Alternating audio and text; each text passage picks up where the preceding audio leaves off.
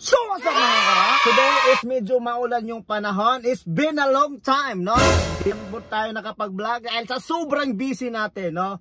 So ngayon, ang pag-uusapan natin ay ito naman yung mga epidemya lumalaganap sa ating kapaligiran bilang isang driver.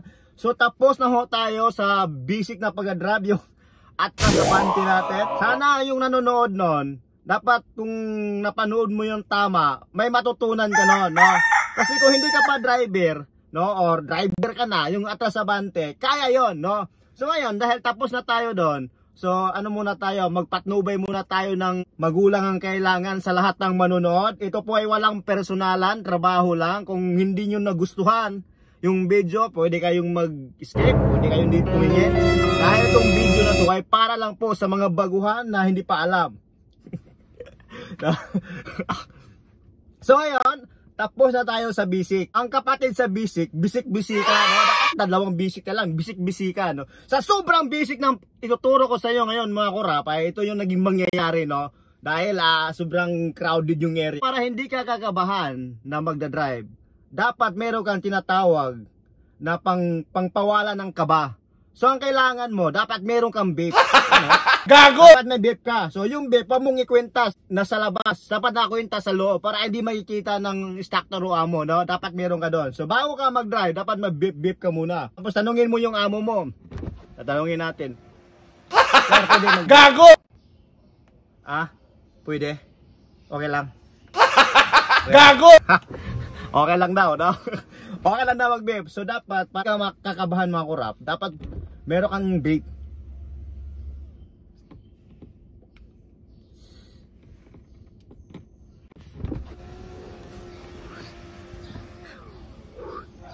Damihan mo para maging ulat yung loob. Gago! Yun, dapat meron kang vape para hindi ka kakabahan. Tapos inhale, exhale ka muna. Yun yung mga basic lang mga kurap, ha. So ngayon, magdadrive na tayo, siyempre, no? Dapat natin malaman, no? Kasi yung i-drive natin yung crowded na area, paano natin yung malulusutan, no? Pero paalala sa lahat, no? Ako lang ho ang pinakamagaling driver sa Hong Kong. Gago! No? Ako lang, kaya kung nanonood ka ngayon, manood ka sa akin kasi may marami kang matutunan. Kasi wala pang nakatalo sa akin bilang isang driver na malupit. No? Gago! So, ito ang gagawin mo. Pag sobrang crowded ang area, una-una, mag-seatbelt ka. Putangin na mo, mag-seatbelt ka na kamabangga. Gago! Dapat naka-seatbelt ka na. So ngayon, tititingnan mo yung likod. Titignan mo na maraming sasakyan dyan sa likod, eh. Tititingnan mo yan, mga ganon. No, ganon. Oh. Pero kung medyo sa tingin mo na yung diferensya ng mga sasakyan maliliit, no? At kung hindi kaya talaga makalusot yung sasakyan mo, sagasaan mo na. Gago! Joke lang yun, no? Joke lang yun. Pero dapat ganoon, siyempre, tapos na ka sa atras abante. Meron ka ng knowledge yun kasi naka-atras ka na, naka-abante ka na. So ngayon naman, siyempre liliko ka, di ba? Pwede kang mag-right. Pero yung lugar na iikutan mo, sobrang liit lang. So ngayon, iikot ka, gumaganon. Dapat mga kurap, ang gawin mo, kasi itong mga ganyang maliit na basic lang yan sa atin, no? Dapat gigana-ganon yung ulo mo, no? Dapat ilabas mo ng ulo mo sa salamin, putang na iuntog mo. No? Gago! Tapos tingnan mo yung side mirror kung sobrang dikit. Makikita mo yan, eh. Hindi mo na kailangan sabihin, nakikita mo naman. Gago! So yung kabila, medyo sa kabila kasi, medyo wide yung side mirror, no? Parang hindi ata pantay side mirror. Gago! Tapos, siyempre, titingnan mo na yung taas, may center mirror. Ito, center mirror. Pakita ko, para malaman mo ito. Center mirror to. Dapat makikita mo yan. Ang pwedeng baliwalain yan. Kasi isa yan sa makakatulong na makikita yung likod.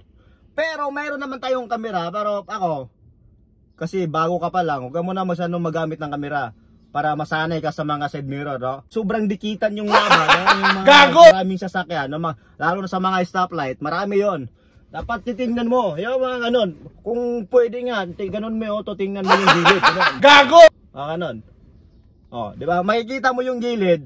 Kung medyo konti ang diferensya, walang problema, basic yun sa'yo. Kasi driver ka na, eh. Ano pa bang mawawala sa'yo kasi driver ka na, no? Di mo na kailangan ng instructor, eh. Dahil malupit kang driver ka, no? Titingnan mo rin. So maglilingon ka. Pag example, pag liliko ka or mag-change lane ka, ano gawin mo? Gumagano ka sa likod.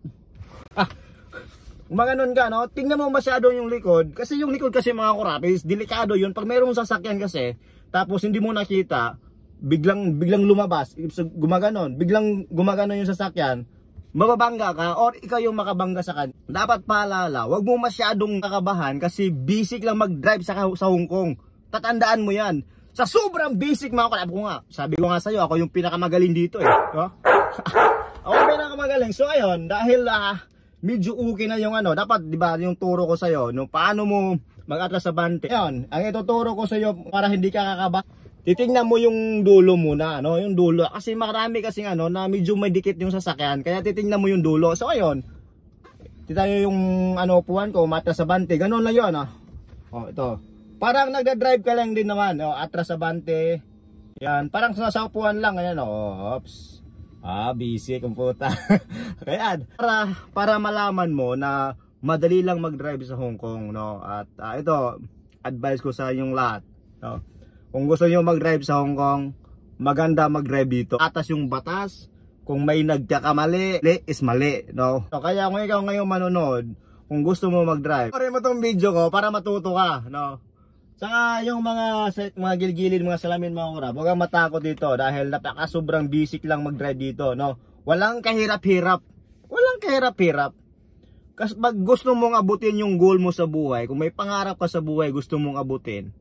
No, example kasi mag-help. So kung may goal ka, mag-drive ka. Maraming magtuturo sa iyo kung paano. So isa na ako doon kasi ako lang magaling dito mag-drive sa Hong Kong. Gago! Kaya kung ikaw manonood, di mo rin akong i-message, no? Nga mga kakurap, turo naman dyan, no?